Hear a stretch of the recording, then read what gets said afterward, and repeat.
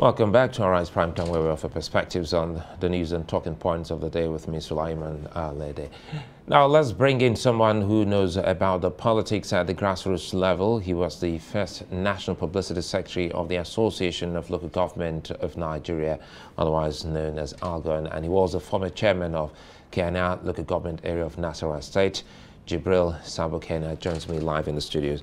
Good to see you and thanks for your time.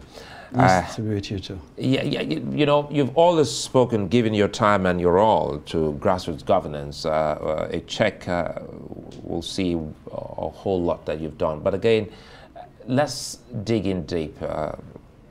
You've seen that viral video from Ogun State. And when that video hit you, what exactly came to mind? Good evening, viewers. I'm glad that you just hit the nail on the head by bringing up the dramatic event that took place in Ogun State Government House. It is just like the culmination of what we have been saying in the back, I mean, without evidence, as to what is happening between the state governments or state governors and the local government chairman, so to say. All along, for the past 25 years, we've been repeating this, that behind the doors, what goes on between the local government chairman, so-called, I must use those words now since we left office, and the governors, it's so pathetic that you will wonder whether it is the same country that we're running. And if the president relates with the governors in the same manner they do with the local government chairman, how they will be feeling. Thank God, because of our prayers and our persistence, an opportunity has presented itself for this country to see for themselves that elected local government chairmen, who by right are supposed to be at their duty post, were all gathered in the government house, genuflecting, begging governor not to dismiss them with a wave of hand from their offices, just because he is misinterpreting the content of the Constitution of the Federal Republic of Nigeria to suit his needs for maximum of 8 years, and then leaves the country and his people and his state continuously uninvolved in the activities of governing the state. And that has been the loss of the country for the past 25 years since. Isn't that because some of these administrators or council chairpersons were handpicked by governors? Well, it is also, it may be because of that, but it also may be because the governors have decided that instead of being patriotic Nigerians, I must use these words, they've chosen to be selfish Nigerians, to misinterpret the content, the intent, and the purpose of the provisions of the constitutions. You can give in that there are the inconsistencies inside the provisions of, relating to local government affairs in the constitutions are as consistent as anything that will give anybody the opportunity to misinterpret them. Given that, but we have always asked, why is it that the governors don't give the spirit for which it was given by those provisions? Those provisions were given in the belief that anybody who is at the saddle of affairs must be looking at the purpose for which he's been elected to serve his people, and therefore will give the same opportunity for same type of government or opportunity for governance at the local government level without interference.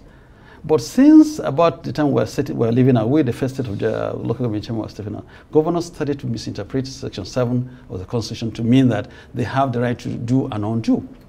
And this has continuously been the problem.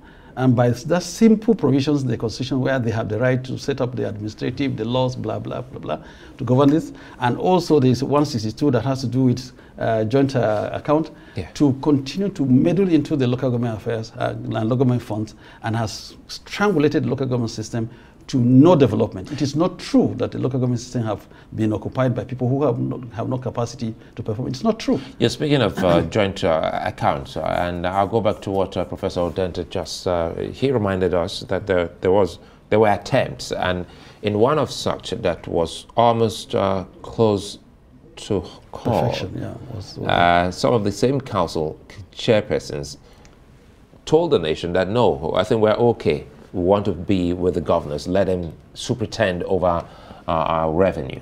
You saw that? Well, I saw that. But you can imagine that, since I can say unequivocally and without apologies to anybody, that since our own elections, 1999 elections, first generation local government chairmen in this country, since then to date, there has not been any free and fair election at local government levels across the country, no matter what anybody will say. Across the country? Yeah, because it is true that any state, whether it's PDP or any other party that might emerge tomorrow, once it's presiding over the affairs of a state and the local government elections are conducted, every council office, every council post and chairman are usually won by the governor and governor's party on seat. So it is expected. I mean, you can add up there. Anybody you see emerging as a local government chairman is handpicked by the governor to come and do his bidding. And to that extent, it went to that extent that even the House of Assemblies were all practically products of similar order and beck and call of the governor, because it's unimaginable that if you remember the last outing to make some inputs into the constitution, states houses of assembly were refusing themselves the opportunity to be independent of the state government because of the content and extent of the intervention of the governors. But again, sometimes it's about the people. We've seen people and even governors and politicians say we mustn't be in opposition. So when they see that the governor is in party A, they try as much as possible to ensure that his own political party wins the election. You see, we are discussing, with due respect to you, sir, go ahead. We are discussing the semantics of these issues. It has become a very commonplace to every Nigerian that democracy has refused to take root in this country. To the extent that today you have apathy in election where you have 80 to 90 million people registered for voting and you're just counting 30 million people. The reason is because the complete apathy has been registered by people that there's no reason for you to go and vote because the local government does not exist. It doesn't function. There's nothing that the local government system has not been set out to do in this country. The 1976 reform was meant that if people that have risen to even being president of this country, federal PAMSECs, state permanent secretaries, colonels, generals, whatever they are, that when you retire, you should aspire now to take your experiences and go on and run the affairs of the local government council. That is the purpose of the reforms of the 1976 reforms. That was fundamental. And I thought that it gave a very fundamental opportunity for this country to use those status to ameliorate the anxiety that has continued to greet electoral programs and lack of being involved in the affairs of this country for free. Because if we had given the full autonomy to local government councils, the level of ethnicity and animosity between people and rush to center would have been completely minimized. If you note that the local government system the local government councils in this country are the true reflections of the minimum organic structure of the people that were amalgamated to form this country. They remain the same people. They have the same value. They have the same beliefs. So if this system was given their rich opportunity to continue to govern themselves, the continuous opportunity for people to run from one local government, I mean, from once you become a state governor, you use religion or you use tribalism to divide people will not be there, because people would have been so contented with what opportunity they have to govern their affairs, and except for the few times they may need to interface with the governor or the federal government, they would have been having no reason for anybody to load their affairs over them. Where is Algon in all of this? Algon also died with us. We formed Algon for this purpose because we foresaw it, that the interference level was going to be continuously so dramatic that by the time we were leaving office, local government system would have been dead. And that was why even before we left office, we were asking that late the tenure of the local government councils, as well as the governors and the president. If anything was good for the goose, it was good for the gander. We don't know where this spirit crept in and made the local government chairman 3 years. That's number one. Number two, the constitution, the provision of section 7 in the constitution is a misnomer because it is so open-ended that anybody can misunderstand it, and like it has continued to be manifest, that the elections of local government councils, if we want to give our own version of the federalism to the world, we must make sure the local government council has the same status and value like the federal government and like the state government. If there is anything that is securing the state as a nation, I mean as a tier of government today, is the fact that the elections are conducted by independent government, independent out of government that is significantly not within the control of the federal government. So if the INEC, if the local government elections were also conducted by a national body, fully out of the control of the governor, fully out of the control of the president, at every given time, you will be having over 60 to 70 to 80% of people who really desire to come and serve the people winning elections.